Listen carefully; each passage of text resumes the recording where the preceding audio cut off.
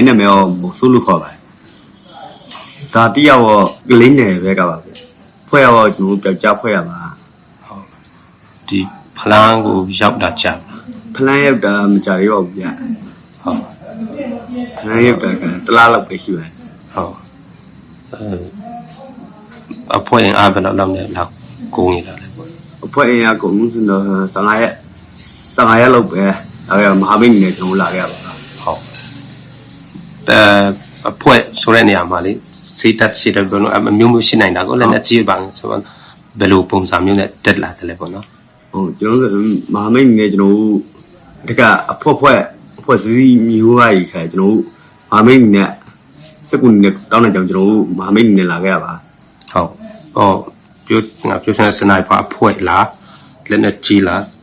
စီတက်လာပေါ့နော်အဲ့လိုမျိုးဆိုအဲ့ဒါလေးအတိစိတ်လေးပြောကျွန်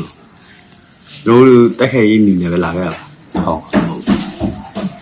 ဟုတ်ဖွဲ့လို့မျိုးကျွန်တော်နှစ်ဖွဲ့တဲ့ကျွန်တော်တက်ခဲ့တာပါဒီဘဲကိုဟုတ်အဲ့ဒီတက်ခဲ့တဲ့ဖွဲ့ထဲမှာခင်ဗျားတို့ဖွဲ့ထဲမှာကြာဆုံးတဲ့သူရှိတာကြာဆုံးတဲ့လူမရှိတော့တိုင်းရတဲ့လူထိုက်တော့တော့နေကျတော့ရှိပါတယ်ဗျာဟုတ်ခုနောက်ဆုံးအောင်ပွဲခံတဲ့အထိအားလုံးပါဝင်ကြတယ်ပေါ့ဟုတ်ပါဝင်ပါတယ်အဲ့ဒါဟုတ်မကြဆုံးဘူးနော်ဟုတ်ကြဆုံးတဲ့လူမရှိပါဘူးကြဆိုင်နဲ့ရဲဘော်တွေမရှိပါဘူးဟုတ်ကိုယ်တိုင်ပဲနေရထိတာလဲပေါ့နော်အဲ့ဒါလေးပြောပြလို့ရမှာဟုတ်ကျွန်တော်ဒဏ်ရာရတဲ့ဟာတော့ခါယူရဲ့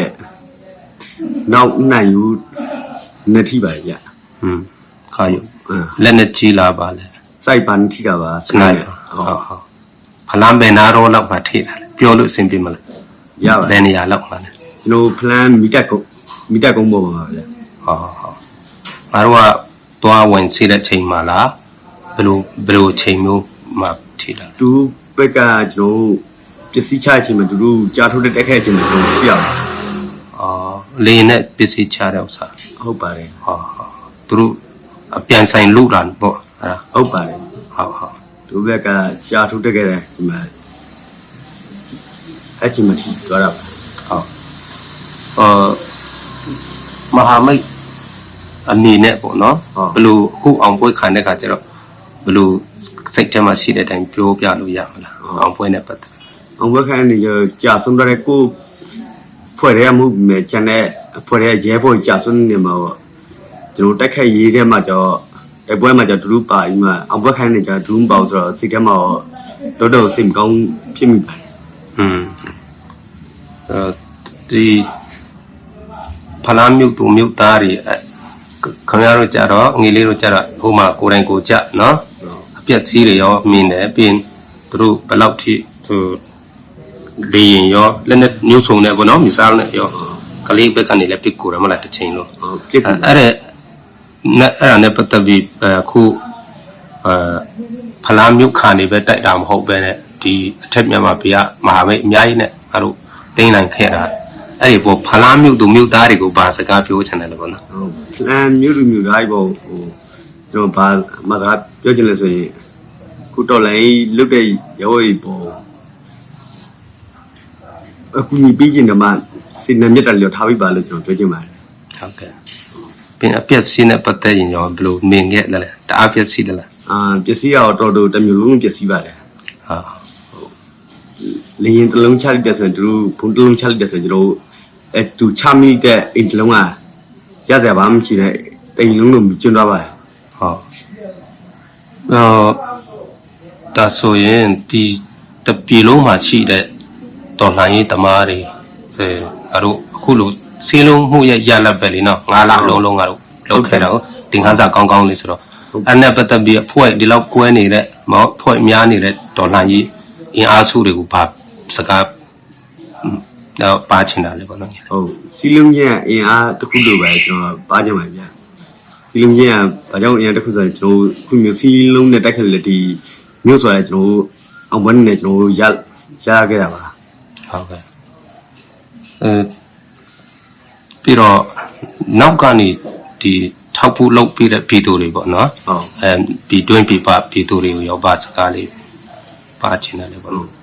ခ ခုလိုမျိုးကျွန်တော်တို့တိုက်ပွဲတဲ့နောက်ပိုင်းထောက်ဖို့လုပ်ပေးတဲ့လူတွေ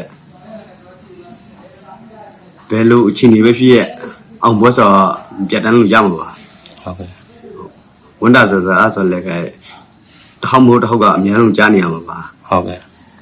ဒီတော်လှန်ရေးထဲဝင်တာဘလူနဲ့ဘလူဝင်ဖြစ်ခဲ့တယ်လေဘလူစိတ်ထားနဲ့ပေါ့နော်ဖြစ်ခဲ့တယ် ဘလို့စစ်ထားနေဆိုရင်ကျွန်တော်ခုတော်လည်းရောက်ခတာကျွန်တော်မြို့ထဲမှာဆိုရင်တာပြီးလူငယ်ပိုင်းဆိုရင်သူမလွတ်ချင်မနဲ့လည်းဒီပြည်သူဆက်ဆိုရင်သူတို့မတရားတစ်ဖြင့်ပေါ်တာဆွဲတဲ့သူတို့ခေါ်တဲ့တင်နန်းတက်ပြီးတယ်ပြီးရင်တင်နန်းလည်းဟိုမျိုးကောင်းမှုကြပါနဲ့အတေကန်တတားနေနဲ့သူတိုက်ပွဲပဲသူတို့တောက်လျှောက်လွတ်တာအဲ့မျိုးကျွန်တော်ကကျယ်လင်းကြပြီးရင်အာနာဟိုအစိုးရလည်းကျွန်တော်မကြိုက်ဘူးရဲ့ ဟုတ်ကဲ့ အားကြောင့်ကျွန်တော်ကဒီဒေါ်လာမျိုးဒေါ်လာကြီးမအောင်တချင်းထိတိုက်ပွဲဝင်မယ်ဆိုတော့ကျွန်တော် ASIC နဲ့ပဲကျွန်တော်ဒီဒေါ်လာမျိုးရောက်ခဲ့တာပါ ဟုတ်ကိုတိုင်းခါယိုရောပေါ့နော်နာယိုရောအခုတန်ရကြီးချင်တဲ့ခံရတာဆိုတော့အခုအောင်ပွဲခံတာနဲ့ပတ်သက်ပြီးတော့ဒီကိုတိုင်းတန်ရရတဲ့သူတအူးအနေနဲ့ပေါ့နော်ရဲဘော်တအူးအနေနဲ့ခံစားချက်လေးပြောပြလို့ရမလား ခံစားချက်ကတော့ကျွန်တော်ခုလိုမျိုးပေးဆက်ရအောင်ကျွန်တော်ကြည်လက်ကြည်နေပါတယ်။ဘာကြောင့်လဲဆိုတော့ကိုပြည်သူတွေအတွက်ဟိုကတွေးနေရင်တဲ့တွေးလူတဲ့ကျွန်တော်တိုက်ပွဲဝင်ခဲ့တာတက်ပေးတဲ့တိုက်ပွဲဝင်ခဲ့ဆိုတော့ခုလိုမျိုးဒီညူကြီးရခဲ့ဆိုတော့ကျွန်တော်ဝင်လန်းဝန်းတာတယ်ဘုံလေးကုန်ယူမိပဲဟုတ်လေ ဟုတ်ကဲ့နောက်တစ်ခုမှချက်ပေးချင်တာကြံသေးလားရှိလား ဟိုတခုလက်ချက်ပေးချင်တာဆိုရင်ကျွန်တော်ကုံလုံးပေါ်ခုကျွန်တော်တော်လိုင်းရေးရဲဘော်ကြီးအားလုံးခုလိုမျိုးစီလုံးညီမှုနဲ့ဆိုရင်ဒီကျွန်တော်တော်လိုင်းရေးဆိုတာမကြခင်မှာကျွန်တော်အောင်ပွဲဒီတက်မကအောင်ပွဲခံရမယ်လို့ကျွန်တော်ယူဆပါတယ် ဟုတ်ကဲ့နောက်ဆုံးမိခွန်းလေးတစ်ခုနော် ဟုတ် အဲ့လိုမျိုးလေနဲ့အတကုံပြစ်လက်ခြင်းကြံခုဟိုတချို့ငါတို့ရဲဘော်တွေဆိုရင်နာတအားဝင်စကားပြောနေတယ်ပြောရတယ်လေဒီလောက်အကြီးကျယ်အရင်ကကြုံဖူးမယ်မထင်ဘူးရှေ့တန်းမှာငယ်လေးအဲ့ဒါနဲ့ပတ်သက်ပြီးတော့လေချောင်းနဲ့ပတ်သက်ပြီးတော့ကိုယ်တိုင်ကြုံတွေ့ခဲ့တော့စာပေါ့နော်ဒါလေးပြောပြလို့ရမလား ကျွန်တော်အဲ့လေချောင်းနဲ့လာတဲ့ခါကျကျွန်တော်ပုံတဲ့ခါကျရင်ကျွန်တော်တော်လဲဒုက္ခရောက်ခဲ့တယ်ဒါကျရင်ကျွန်တော်ပုံမြင်တော့မရောက်ခနဲ့အပေါ်မှာတန်တွေ့တဲ့ကမှုနေရာကိုလို့တောင်ဆောင်နေရာမှာဝင်တဲ့ဝေးရအနေထားလေးရှိတယ်အဲ့ချိန်မှာကျကျွန်တော်ရေပန်းနဲ့ပါတယ်ပဲနောက်အလုပ်ပြစ်တယ်ပဲကျွန်တော်ပုံခဲ့ရတယ်ကဲကြောက်အားကြီးသွားတဲ့လူကြောက်တူးကြောက်မရရနေရာကိုသူတို့ဝင်ထက်ပုံပူစာနေထားပြီးသူတို့ရှာခဲ့ရတယ်ဗျ ဟုတ်ခုတန်ရရတဲ့နေ့ကအဖြစ်အပျက်လေးနည်းနည်းလေးပေါ့နော်ကိုယ်တိုင်ဘလို့ဒီနောက်တန်းကိုပြန်ရောက်နိုင်အောင်ကိုယ်တိုင်ဘလို့ရုံးခဲ့တယ်လဲဆိုတဲ့တန်ရကြီးနဲ့လေ ဟုတ် အဲ့ဒါလေးပြောလို့အဆင်ပြေမလားပြောပြ ကျွန်တော်အခုစနိုက်မန်နဲ့အချိန်ရဆိုရင်ကျွန်တော်ဘေးမှာရဲဘော်5ယောက်တော့ရှိတယ်ဗျအဲ့ချိန်မှာကျွန်တော်ခက်တန်ရတော့ကျွန်တော်ကိုယ့်ဘောက်အာမတင်းဆိုတဲ့ကျန်တဲ့ရဲဘော်တွေကဒီစနိုက်တော့